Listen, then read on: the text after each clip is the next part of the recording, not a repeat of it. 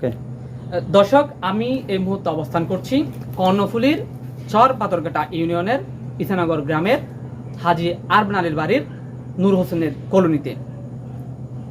আনুমানিক কয়েক ঘন্টা আগে আমার পিছনের ঠিক যে বাসাটি আপনারা দেখতে পাচ্ছেন, এই বাসাতে ঘটে গিয়েছে একটি লোহমশক ঘটনা। স্ত্রীকে জবাই করে হত্যার পর স্বামী আত্মহত্যার চেষ্টা করে। অতঃপর স্বামীকে ওই আশঙ্কাজনক অবস্থায় স্থানীয়রা এখান থেকে উদ্ধার করে। তবে কি কারণে এই ঘটনা, সেটির বিস্তারিত এখনো জানা যায়নি। আমরা এলাকাবাসীর সাথে কথা বলে জানতে পেরেছি, তারা গত কয়েকদিন আগে, আনুমানিক 17 দিন আগে, তারা ফুফির বাড়িতে বেড়াতে এসেছিলেন এবং তাদের একটি 17 মাস বয়সী একটা শিশু সন্তান রয়েছে, সেটি আমরা জানতে পেরেছি। তবে কি কারণে এই ঘটনাটির সূত্রপাত, সেটি এখনও জানা যায়নি। কিছুক্ষণ আগে এখান থেকে কর্ণফুলী থানা পুলিশের টিম এসে লাশ উদ্ধার করেছেন এবং আশঙ্কাজনক অবস্থায় স্বামীকে উদ্ধার করেছেন।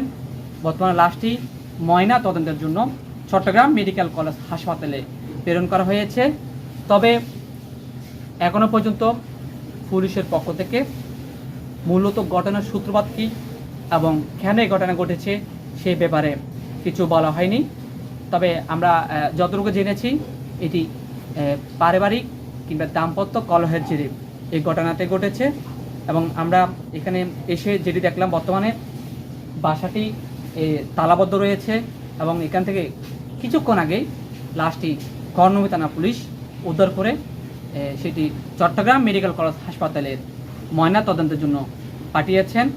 তো এলাকাবাসীর সাথে আমরাও কথা বলেছি, তারাও যেটি বলছেন, এখানে এসে তারা দেখেছেন যে এই যে স্বামী আশঙ্কাজনক অবস্থায়, মানে অর্থাৎ স্ত্রীকে জবাই করে হত্যার পরে স্বামী নিজে আত্মহত্যার চেষ্টা করেছেন এবং তাকে ঝুলন্ত অবস্থায়, আশঙ্কাজনক অবস্থায় তাকে উদ্ধার করেছেন। তবে এখনও কি কারণে এই ঘটনাটি ঘটেছে, এই লোহমশক ঘটনার বিস্তারিত আমরা জানতে পারিনি।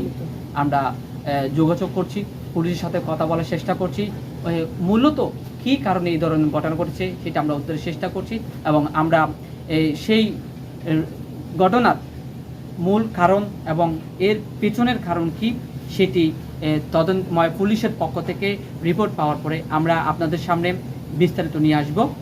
তো এতটুকু ছিল যে চট্টগ্রামের ইছানগরের যে লোহমশক ঘটনা, সেই ঘটনার বিস্তারিত।